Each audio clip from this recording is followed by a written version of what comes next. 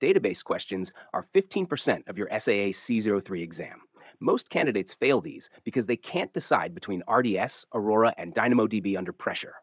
This video breaks down the top most tested database scenarios so you choose the right service every single time.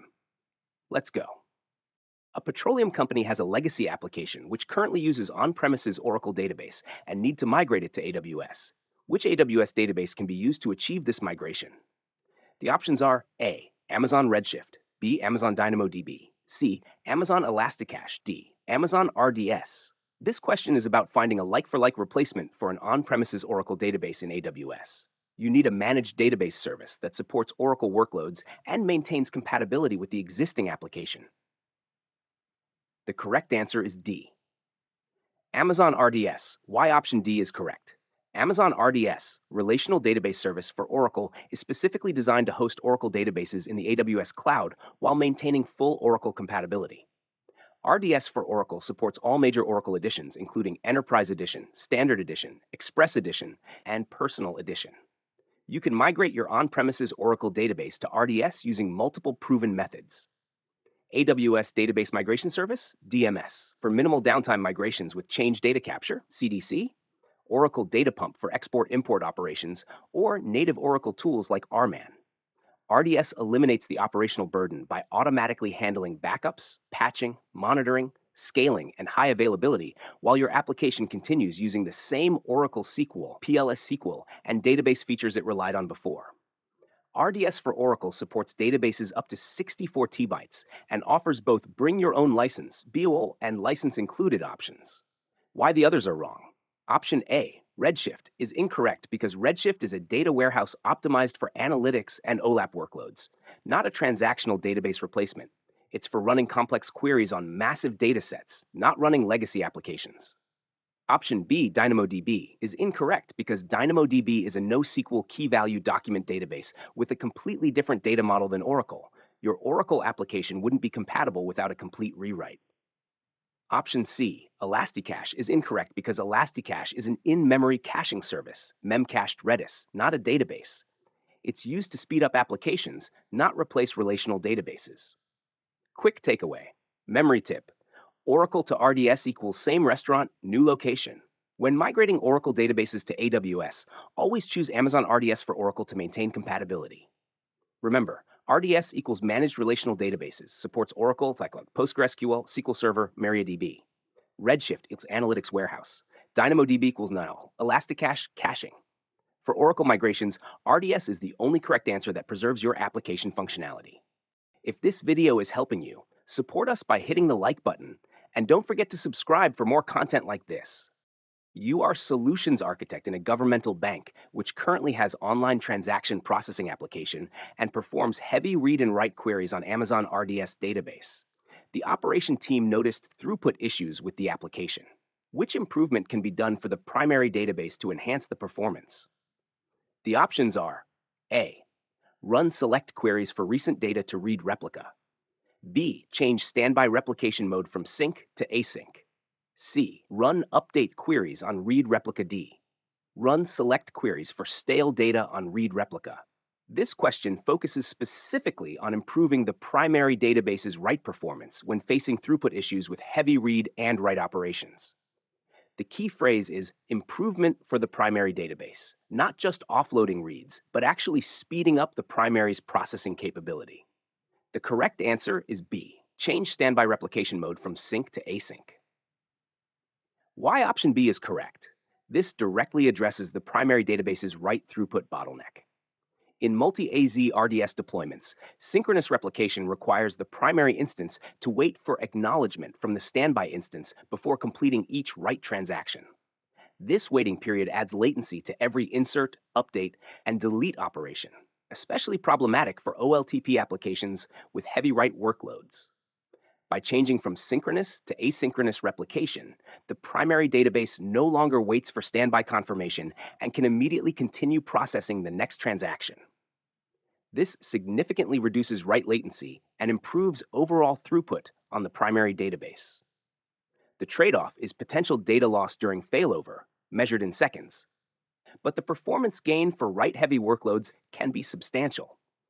Asynchronous replication avoids the processing, writing, and confirmation delays that synchronous replication introduces. Why the others are wrong. Option A is incorrect because running select queries on read replicas helps offload read traffic, but doesn't improve the primary database's write throughput. The core issue with heavy write queries remains unsolved.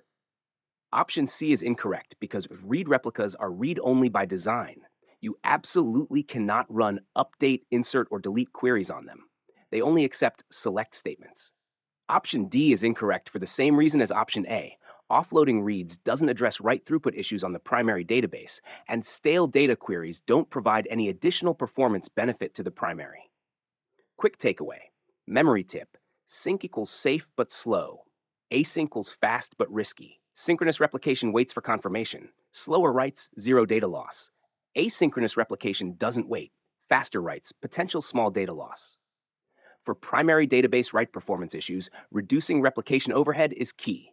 Remember, multi-AZ equals sync by default. Read replicas always async. When writes are the bottleneck, consider async to boost primary throughput. To get the free PDF or mock test, comment PDF or mock or both. I will share the downloadable link within the next 24 hours. A company has social web application which attracts millions of users around the world. The management team needs to generate different types reports from its data warehouse, which exceeds 1 terabyte. The reports varies between fast and long-running SQL queries. Which lowest cost solution can be used to achieve this requirement? The options are A.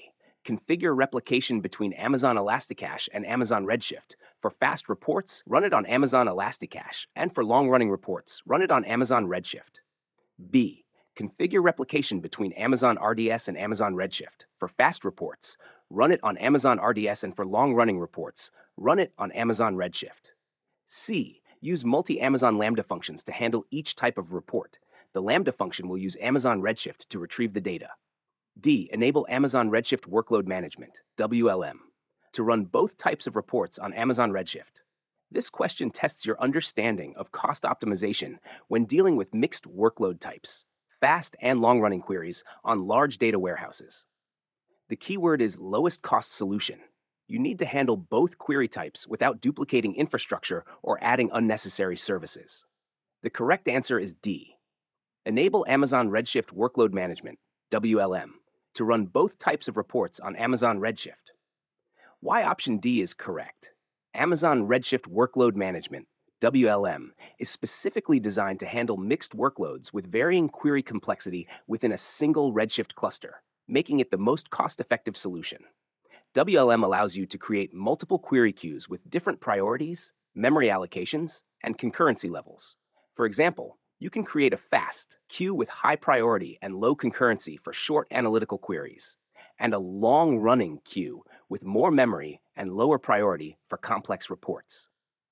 This intelligent query routing and resource management happens automatically based on rules you define, ensuring fast queries don't get stuck behind slow ones.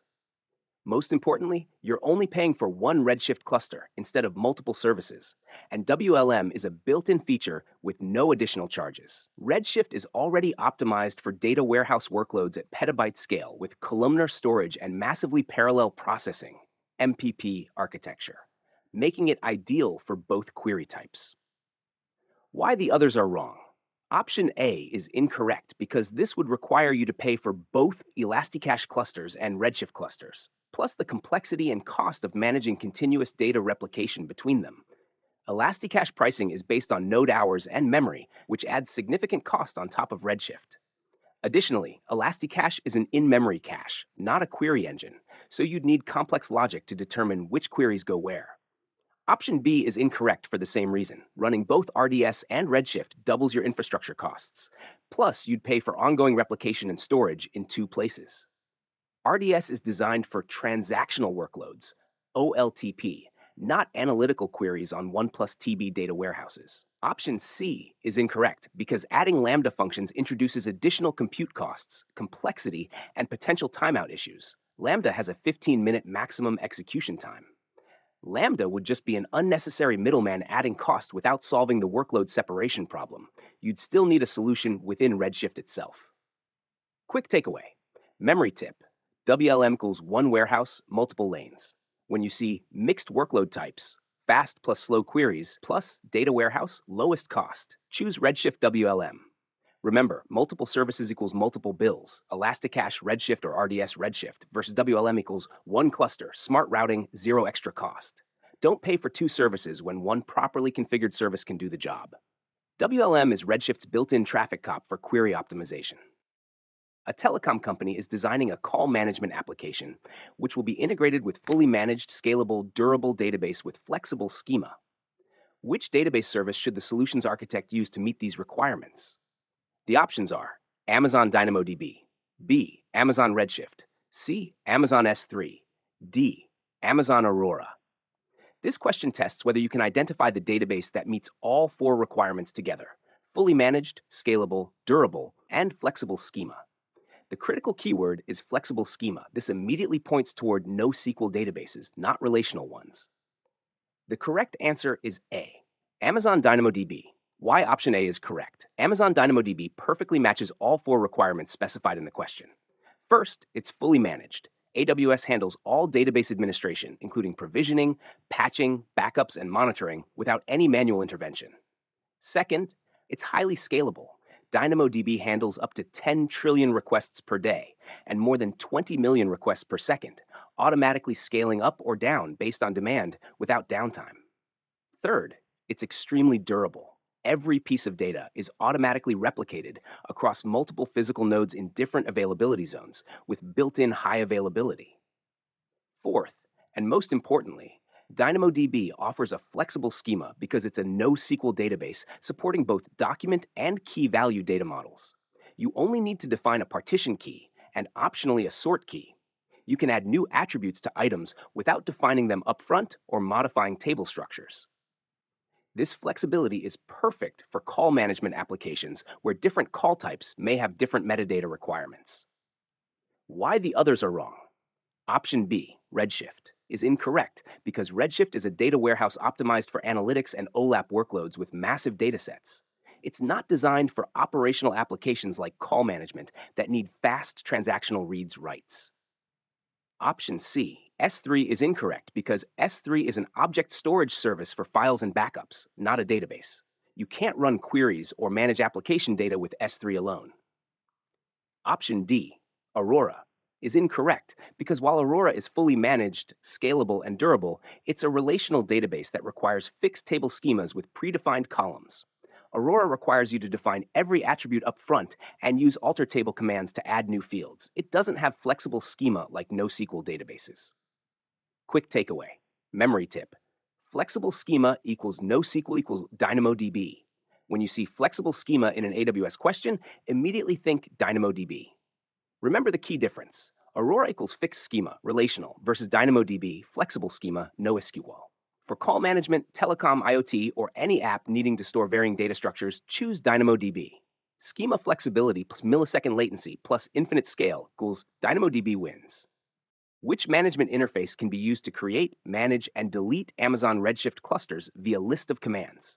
The options are A, the Amazon Redshift API, B, AWS Terraform, C, AWS SDKs, D, AWS CLI. This question is testing your knowledge of AWS management interfaces with a critical keyword, via list of commands. This phrase specifically points toward a command line tool where you execute discrete commands one after another, not programming code or graphical interfaces. The correct answer is D, AWS CLI. Why option D is correct? AWS CLI, Command Line Interface, is the definitive answer because it provides a unified command line interface specifically designed for managing AWS services through a list of commands. With AWS CLI, you can execute Redshift operations using straightforward commands like AWS Redshift Create Cluster to create clusters, AWS Redshift Describe Clusters to view cluster details, AWS Redshift Modify Cluster to update configurations, and AWS Redshift Delete Cluster to remove clusters. Each operation is a discrete command you can type and execute immediately from your terminal. The AWS CLI documentation even explicitly states it contains documentation for one of the programming or command line interfaces you can use to manage Amazon Redshift clusters. You can perform complete cluster lifecycle management, including creating with minimal parameters, pausing, resuming clusters, managing snapshots, and monitoring performance, all through simple command syntax. This matches the question's requirement perfectly, managing clusters via list of commands. Why the others are wrong. Option A, Amazon Redshift API, is incorrect because while the API can technically manage Redshift clusters, it requires making HTTP requests with JSON payloads programmatically, not executing a list of commands. APIs are for building applications, not for direct command execution. Option B, AWS Terraform, is incorrect because Terraform is an infrastructure as code, IAC tool, where you write declarative configuration files in HAShicorp configuration language. It's not a command-based management interface for AWS services directly. Option C, AWS SDKs, is incorrect because SDKs are software development kits, libraries for programming languages like Python, Java, or JavaScript. You write code in programs, not execute discrete commands like you would in CLI. Quick takeaway. Memory tip, CLI equal command line, command by command. When you see VF commands, always choose AWS CLI. Remember the hierarchy. CLI equal commands you type, API equals requests you make, SDK equals code you write, Terraform equals infrastructure you declare. For hands-on command execution like AWS Redshift Create Cluster, AWS CLI is the tool. It's the Swiss Army knife for AWS administrators who prefer terminal commands over GUI clicks. Database services? Done. But if you can't explain the difference between S3 standard and S3 intelligent tiering in 10 seconds, you're leaving points on the table. That's exactly what we're covering next. See you in storage classes.